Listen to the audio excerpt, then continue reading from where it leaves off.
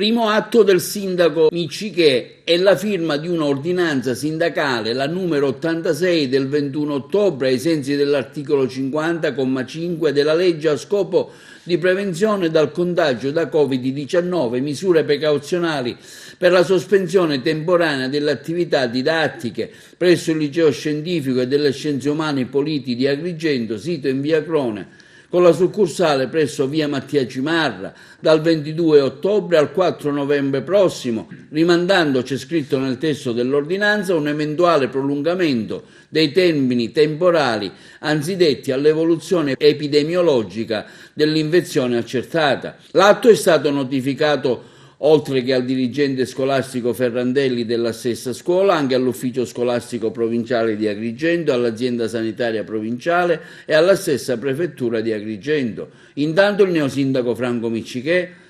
nella giornata di oggi, ha effettuato alcuni incontri istituzionali con il prefetto di Agrigento, dottoressa Rita Cocciufa, affrontando anche argomentazioni di natura istituzionale, di cui si approfondirà la settimana prossima, come le emergenze in atto, tra cui il Covid. Ha incontrato il procuratore di Agrigento, dottor Stefano Patronaggio, il cardinale Don Franco e il neoarcivescovo di Agrigento, Alessandro Milano. Intanto domani il sindaco Miccichè terrà una conferenza stampa per presentare ufficialmente i componenti della sua giunta.